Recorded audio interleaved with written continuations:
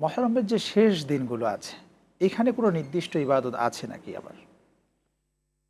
মুহররম মাসের শুরু, মাঝে এবং শেষে এ একাধিক ধরনের একাধিক কিছু বানোয়াট আমলের কথা পাওয়া যায় আচ্ছা, বিভিন্ন চটি বইতে। প্রচলিত এবং যেগুলো প্রকৃত বলবেন। হ্যাঁ, হ্যাঁ, প্রচলিত অনেক আমলের কথা পাওয়া যায়। আসলে কোরআন সুন্নায় মুহররমের শেষের দিকের আলাদা কোনো আমল পাওয়া যায় না। এমনিতে পুরো মাসটাই সম্মানিত, এটা ঠিক আছে।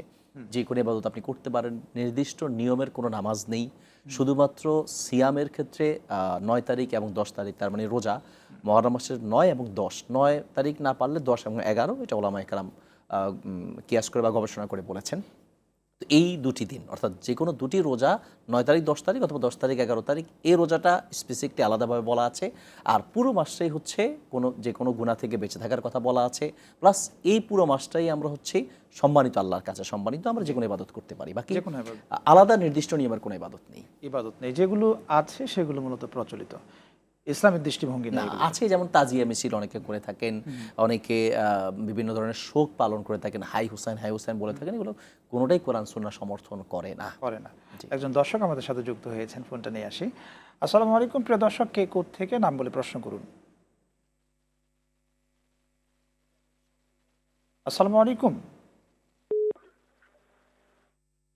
আসসালামু আলাইকুম। ওয়ালাইকুম সালাম। জি, প্রশ্ন করুন।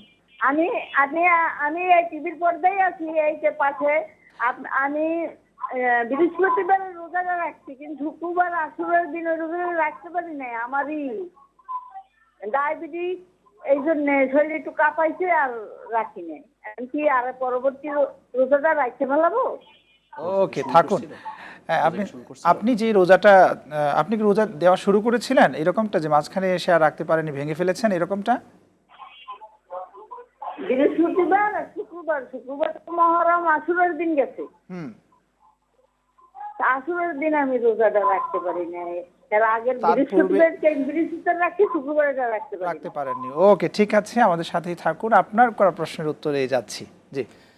মাশাআল্লাহ। প্রথম কথা হচ্ছে যে ওনার রাখা উচিত ছিল ৯ এবং ১০।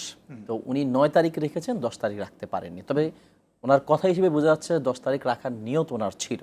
অসুস্থ তো আমরা বলবো যে যেহেতু উনি অসুস্থতার কারণে রাখতে পারেননি, আর নিয়ত যেহেতু ছিল, নবী সাল্লাল্লাহু আলাইহি ওয়াসাল্লাম বলেছেন, ইন্নামাল আমালু বিন্নিয়াত ওয়া ইন্নামা লিকুল্লি মিম্মা নাওয়া। মানুষ যা নিয়ত করে সে তা পায়। তো যেহেতু বোনের নিয়ত ছিল, আমরা আশা করছি তিনি অসুস্থতার কারণে রাখতে পারেননি, নিয়ত ছিল, সওয়াব ইনশাআল্লাহ পেয়ে যাবেন। বাকি এই রোজার কাজা নেই।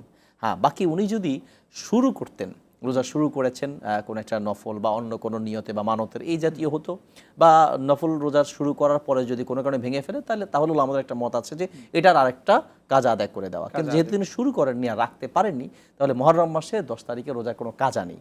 বাকি মুহররম মাস পুরোটাই যেহেতু রোজা রাখার জন্য একটা গুরুত্বপূর্ণ মাস, তিনি সে রাখতে চাইলে পারেন। রাখতে পারেন, কিন্তু কাজা হিসেবে নয়। কাজা হিসেবে নয়।